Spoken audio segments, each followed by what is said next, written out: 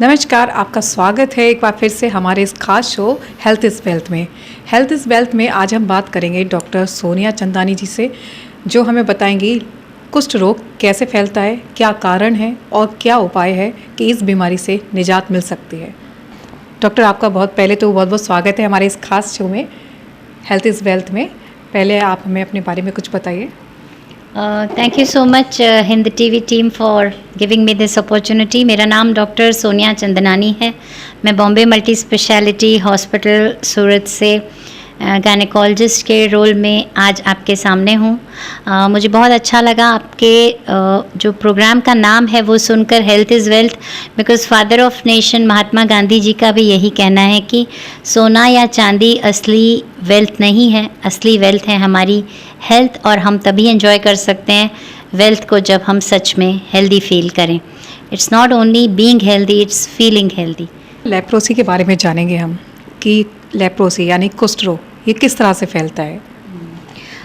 हम जानते हैं कि कोई भी बीमारियां जो हैं या तो लाइफस्टाइल डिजीज़ेज़ हैं या किसी इन्फेक्शन के रूप में होती हैं।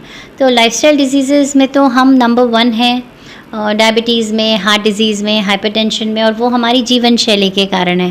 लेकिन काफ़ी सारी बीमारियां जो हैं वो इन्फेक्शंस के रूप में होती हैं, और लेप्रोसी यानी कुष्ठ रोग उनमें से ही एक है।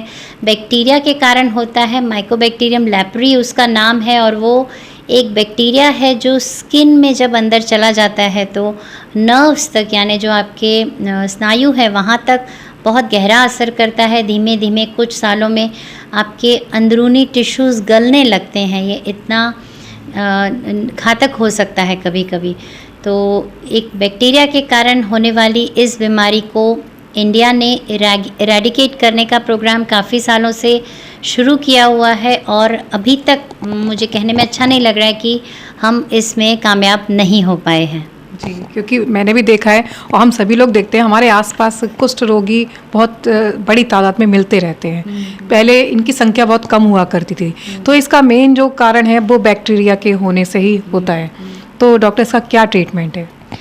सभी तरह के बैक्टीरिया का एक इलाज होता है, जो कि एंटीबायोटिक्स और एंटी लेप्रोसी ट्रीटमेंट इसमें हम खास करके देते हैं। Depending on the type of leprosy एक ड्रग या मल्टी ड्रग ट्रीटमेंट दिया जाता है। लेकिन चूंकि इसका इलाज बहुत लंबा चलता है, इसलिए बीच बीच में इलाज छोड़ देने से ये बीमारी अंदर ही अंदर असर करती रहती है, और एक बार कंट्रोल में आ जाने के बावजूद भी इलाज तो चालू ही रखना पड़ता है।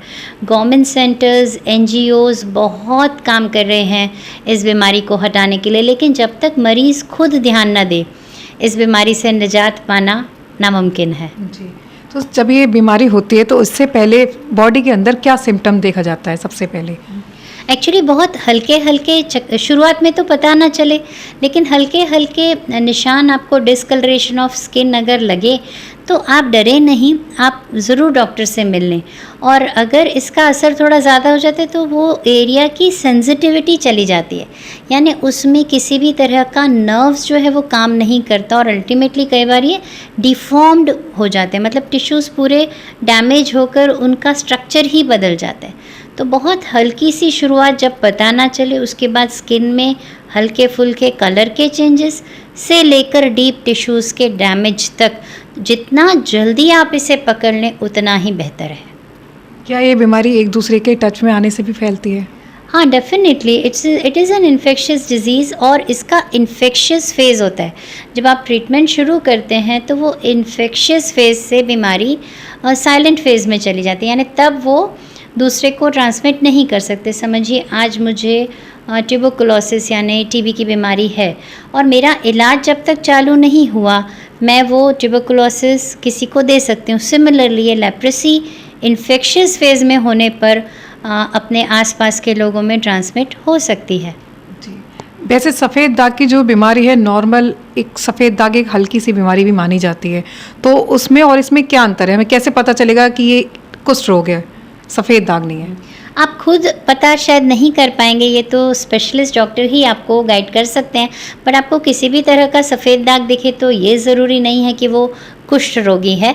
ऐसा चांस एक्चुअली देखा जाए तो काफ़ी कम है कि कुष्ठ रोग ही सफ़ेद दाग में डायग्नोसिस हो। सफ़ेद दाग में हो सकता है आपको कुछ चोट लगी हो सकता है किसी तरह की विटामिन या मिनरल डेफिशिएंसी हो, एंड कई बार रॉन्ग तरह के स्किन ट्रीटमेंट्स लेने पर भी स्किन डीपिगमेंटेड हो जाती है। खान पान से भी होता है। बहुत सारे डेफिशिएंसीज़ हमारे रूटीन दिनचर्या में हम अवॉइड कर रहे हैं अच्छे मिनरल्स और विटामिन्स लेना। तो सही खान पान ना होना, सही जीवन शैली ना होना, बिना डॉक्टरी सलाह पर दवाइयों का इस्तेमाल करना, बहुत सारा कॉस्मेटिक ट्रीटमेंट अपनी मन मर्जी से करना भी, ये सब वाइट दाग के लक्षण हो सकते हैं। जैसे हमने बचपन में सुना था अपनी दादी माँ से कि दही और करेले को एक साथ नहीं खाना चाहिए, उससे इस बीमारी की संभावना बढ़ती है, क्या ये सही है? एक्चुअली बहुत सारे फूड ऐसे होते हैं जो साथ में नहीं लिए जाने चाहिए। साइंटिफिक बेसिस ये होता है कि उनका डाइजेशन एक साथ अच्छी तरह नहीं होता, तो बॉडी को उसका न्यूट्रिएंट वैल्यू नहीं मिलता, वो सिस्टम में चीलेट हो जाते हैं। यानी दही में जैसे जो प्रोटीन है और उसका जो पीएच है, और करेले में जो ग्रीन तत्व हैं यानी जो मिनरल्स हैं, अगर एक साथ डाल दिए जाएं तो वो एब्जॉर्प्शन ही नहीं होगा, वो पेट में जमा रह जाएंगे। तो शायद बड़े बूढ़े इसलिए ऐसा कहते थे कि हम गलत चीज़ें साथ में ना लाएं, और हमें डराने के लिए कि भाई वाइट दाग हो जाएंगे, और जिससे सब लोग परेशान होते हैं कि मुझे वाइट दाग की बीमारी ना हो, क्योंकि एक स्टिग्मा है, सोशल लेवल पर इसे एक्सेप्ट नहीं किया जाता। तो डेफिनेटली हमें खान पान में ये ध्यान रखना है कि कौन से फूड साथ में लिए जा सकते हैं और उनका एब्जॉर्प्शन, न्यूट्रिएंट वैल्यू हमारे लिए अच्छा हो। और अगर इस बीमारी से कोई व्यक्ति ग्रसित है तो उसको क्या करना चाहिए? उसको डेफिनेटली ये एक्सेप्ट करना चाहिए कि मुझे ये बीमारी है, स्पेशलिस्ट को मिलना चाहिए और ट्रीटमेंट चालू रखना चाहिए। जल्दी से जल्दी इन्फेक्शियस फेज़ से नॉन इन्फेक्शियस फेज़ में चले जाएं, और जैसे डॉक्टर सलाह दें, और गवर्नमेंट सेंटर्स में तो इतनी महंगी महंगी दवाइयाँ हमारे लिए फ्रीली अवेलेबल हैं, तो हमें वो सपोर्ट सिस्टम है जिसके द्वारा हम इससे पूरी तरह मुक्त हो सकते हैं। जी, बहुत बहुत धन्यवाद आपका डॉक्टर, आपने हमें इतनी बड़ी जानकारी दी, बहुत बहुत धन्यवाद। Thank you so much.